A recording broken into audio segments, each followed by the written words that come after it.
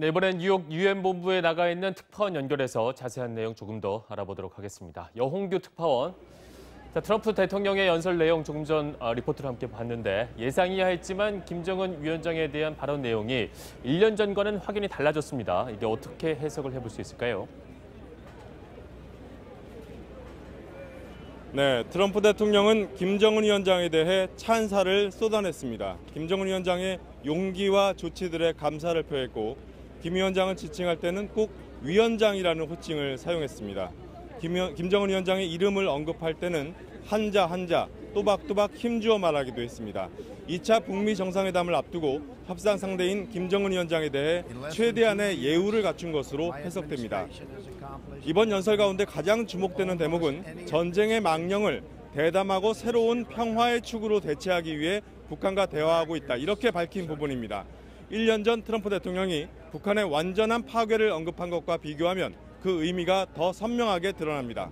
앞으로 미국은 북한을 적대시하는 데서 벗어나서 김정은 위원장과의 비핵화 협상을 통해 항구적인 평화체제를 구축하겠다는 의지를 국제사회에 천명한 것으로 볼 수 있습니다.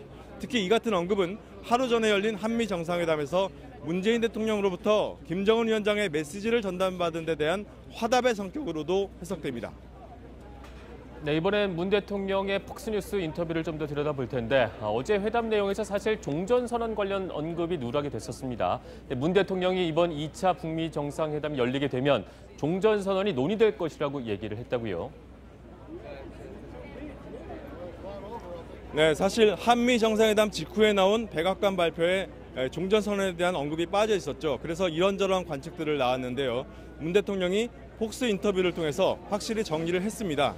분명한 것은 한미 두 정상 간의 종전선언에 대한 충분한 논의가 이루어졌다는 것, 그리고 트럼프 대통령 역시 종전선언이 빠른 시기에 이루어지는 게 바람직하다는 데 공감을 표시했다는 겁니다. 다만 미국 입장에서는 종전선언을 이 상태에서 그냥 할 수는 없고 북한의 추가적인 비핵화 조치가 있어야 한다는 입장인 만큼 종전선언의 시기는 향후 북미 협상의 진척 여부에 달려있다고 봐야 할 것 같습니다.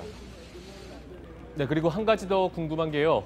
문재인 대통령이 폭스뉴스 인터뷰에서 상응 조치란 게 반드시 이 제재 완화를 의미하는 것만이 아니다 이런 말을 했는데 결국 제재를 하면서도 상응 조치를 해줄 수 있다. 이렇게 해석을 해볼 수가 있을까요?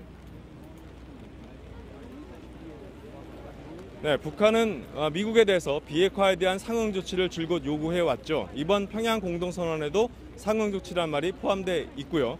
그런데 미국은 북한이 상응 조치를 얘기할 때마다 제재 완화는 없다 이런 얘기를 합니다. 따라서 문재인 대통령은 북한이 원하는 게 제재 완화만이 아니고 인도적 지원이나 연락사무소 설치 이런 것들도 있다. 이렇게 예시를 통해 알려준 거라고 볼 수 있습니다. 어찌 보면 이것도 북미 간의 중재 역할의 하나로 볼 수 있을 겁니다. 지금까지 뉴욕에서 전해드렸습니다.